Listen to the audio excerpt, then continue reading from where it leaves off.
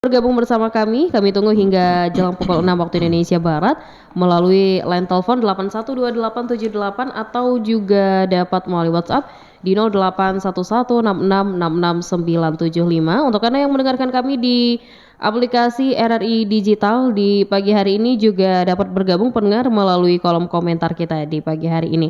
Nah, Ustadz ini sudah ada yang bergabung di WhatsApp kita, saya bacakan ya Ustadz. Iya. Ini ada Pak Adi di Indarung menanyakan terkait apa hikmah dibalik disunahkannya azan subuh 2 kali Ustadz. Oh ya, terima kasih.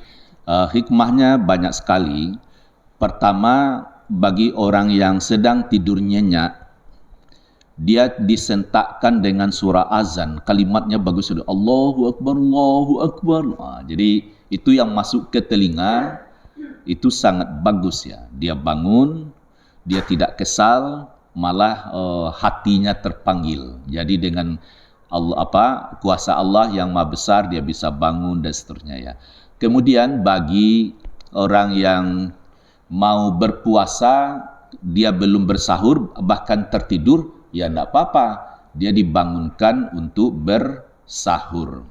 Bagi yang belum bertahajud itu sangat strategis untuk dibangunkan. Nah, dengan azan pertama tadi dengan suara yang lantang, seindah mungkin, sudah azan suasana tenang. Mana yang bertahajud dia senang dengan tahajudnya. Mana yang menghafal ayat mungkin buat makalah, dia tenang dengan suasana. Jadi pagi itu tidak mutar kaset ngaji, tidak pula selawatan. Jadi sunnahnya itu apa? Azan pertama dengan suara azan yang semerdunya. Saya kira hikmah yang lain, dengan diamalkan sunnah ini tentu keberkahan Allah turunkan. Gitu ya. Dikira apa seperti itu. Sebab kalau sunnah Nabi ditegakkan, pastilah mengandung kebaikan. Oke, baik Ustadz. Ini menanggapi pertanyaan dari Pak Adi di Indarung. Dan sudah ada Ustadz yang bergabung di line telepon kita terima dulu. Halo, Assalamualaikum, selamat pagi. Selamat pagi, Assalamualaikum warahmatullahi wabarakatuh. Waalaikumsalam warahmatullahi wabarakatuh. Dengan Bang Boy. Ya. Iya, Bang Boy di Kayu Bang Boy di Kayu Tanam. Oke, silakan Bang Boy. Assalamualaikum Ustaz. Waalaikumsalam warahmatullahi wabarakatuh. Bang Boy silakan. Gini nanya Ustaz. Ya. Jadi azan 2 kali ini kan saya kan bangun tidur tuh dia di kesana Madani masjid di Surau Muhammadiyah. Alhamdulillah. Azan 2 kali udah 1 tahun dilakukan orang. Jadi bangun tidur tuh saya pusing betul. Saya duduk dulu 4 jam saya bongkok. Nah, sekarang ini dia azan tiap jam 4 pagi. Kalau misalnya 1/4 jam lagi subuh mau masuk, kita sholat tahajud masih bisa tuh. Ya antara 20 sampai 15 menit lagi subuh masuk, kita sholat tahajud masih ada waktunya. Tolong ya Ustaz, terima kasih banyak. Tadi saya dah bangun jam 4:30. Tapi saya nggak tahajud tadi. Terima kasih Ustaz. Assalamualaikum warahmatullahi wabarakatuh. Waalaikumsalam warahmatullahi wabarakatuh. Ada Bang Boy di Kayu Tanam. Silakan Ustaz. Jadi batas tahajud itu ya jelang waktu subuh masuk. Misalnya Bang Boy bagus itu bangun tidur jangan langsung jalan ke tempat berwudu. Biar duduk dulu sejenak, misalnya tidur, putar kiri, putar kanan badan ini, terus duduk ya bacalah doa, bangun tidur, baru saraf-saraf itu ya akan kembali lebih normal, jalanlah. Sebab menurut dokter ahli saraf, bangun tidur itu jangan langsung jalan, sudah pas itu dah Boy, bawa duduk sejenak dulu ya. Nah, kiranya setelah berwudu, waktu tinggal 15 menit lagi, apalagi 20 menit lagi, itu bisa bertahajud 2 rakaat dengan tenang, bisa saja ditutup dengan witir, mau 3 atau 1 rakaat ya, masih bisa karena waktunya cukup panjang. Jadi jawabannya boleh. Oke, baik. Mudah-mudahan ini terjawab ya Ustadz, pertanyaan dari Bang Boy tadi. Oke, sudah ada yang bergabung kembali Ustadz, kita terima kembali. Ya. Assalamualaikum warahmatullahi wabarakatuh. Selamat pagi. Waalaikumsalam warahmatullahi wabarakatuh. Iya, Ajo silakan. Ya. Assalamualaikum Pak De. Waalaikumsalam warahmatullahi wabarakatuh. Ajo Uniang di Ulu Gadui. Aku masalah apa Pak De? Ya. tarawih kan masjid kita dulu kan Darul Ulum Mm-mm. 443. Mm-mm. Sekarang dia berubah dua itu kan. Kalau sholat tarawih itu kan dari Aisyah kan 443. Nah, kalau sekian hari-hari biasa, itu kan juga 222. Kan tidak ada salahnya 443. Kalau ditukar itu kan. Yang kedua, azan yang pertama kan dulu pakai as-salatu khairun minan naum. Ya. Sekarang yang kedua dia pakai melakukan satu. Itu kini kan agak ricuh itu di masjid kita itu, Pak De. Azannya 2 kali. Iya. Kita syukuri itu Pertama azan 2 dulu kali. kan saya pun azan dulu kan as-salatu khairun minan naum itu yang pertama. Ya. Sekarang ditukar yang kedua lagi. Suatu salat tarawih 22. Jadi bagaimana tindakan kita itu Pak Des pun selama takapa asnum itu kan dakwah itu dari Muhammadiyah. Sekarang banyak yang salafi sekarang. Ya. Bertentang ini kami itu Pak Des.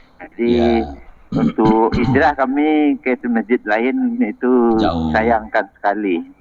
Tapi dua-dua kami juga enggan lah gitu menerimanya. Jadi bagaimana solusinya tuh Pak? Minta pencerahannya. Assalamualaikum warahmatullahi wabarakatuh. Waalaikumsalam warahmatullahi wabarakatuh. Silakan Ustaz. Pertama ya, saya kan tidak ahli di bidang ini, tapi ada yang sangat pakar keulamaannya, penelitiannya, Profesor Samsul Anwar. Luar biasa. Dia meneliti bagaimana salat malam tarawihnya Rasulullah, terus sahabat-sahabat bagaimana dan generasi sesudahnya dan sampai zaman mutakhir ini. Bukunya kulitnya merah, cukup tebal ya. Saya baca sampailah kepada kesimpulan, sesungguhnya kalau salat mana yang lebih sunnah tarawihnya Rasulullah itu adalah 4-4-3, dengan tidak menyalahkan yang 2 salam gitu ya. Dan saya juga masih ingat diskusi dengan Profesor Edi Safri dulu dengan Ustadz juga dari kelompok Salafi. Dari makalahnya cukup panjang, lalu sampai di akhir makalah berkata begini, yang salat 4-4-3 hendaklah kembali kepada jalan yang benar. Jadi darah saya ini jadi apa ya, tersirap istilahnya ya. Lalu komentar Pak Edi, dan kami di hati lain waktu itu rasanya, berarti salat 4-4-3 ini sudah salah, sesat, sebab dihimbau kembali kepada jalan yang benar. Nah, mungkin semangatnya teman kita maklumilah. Lalu kata Profesor Edi Safri, walaupun hadisnya satu bahwa Nabi itu salatnya 4-4-3 tapi dari Aisyah. Aisyah lah yang paling tahu bagaimana salat malamnya Rasulullah SAW. Jadi kesimpulannya begini, salat 4-4-3 lebih dekat kepada sunnah kalau dia memang harus banyak kajiannya, yang dua-dua Nabi lakukan ada. Tapi yang lebih spesial itu 4-4-3. Nah, kadang-kadang ada teman agak dipaksakan masjid dan musala yang sudah nyaman 4-4-3, lalu kalau saya melihat dipengaruhi, dikaji-kaji, lalu dia digiringlah ya menjadi 4-4-3. Nah, ini saya melihat ini adalah titik lemah ya dalam menjaga hati umat. Apalagi disebut bahasa menyelisihi dan lain-lain. Mungkin begitu.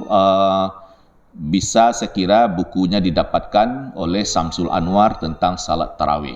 Jadi kalau sudah pakarnya yang melakukan kajian secara ilmiah itu bisa. Jangan-jangan nanti dia setahun mungkin di Madinah, 2 tahun dan seterusnya lah, dengan gagah dan lalu diberi pencerahan, lalu dialihkan. Seakan amalan 4-4-3 ini salah.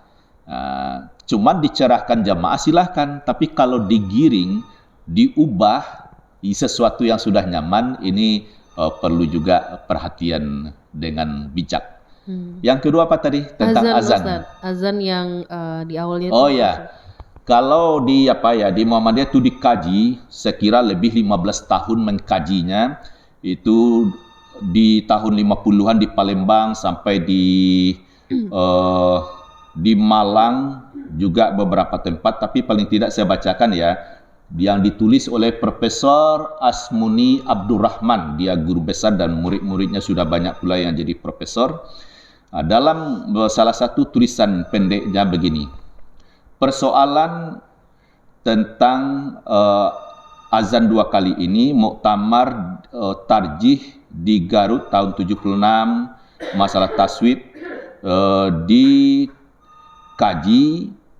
terus pada tahun 1080 juga, terus 89, lalu kesimpulannya apa? 1. Azan awal dan azan sani, maksudnya azan kedua, disyariatkan, masruh. Itu sudah bagus tuh kalau di Darul Ulum azannya sudah 2 kali ya.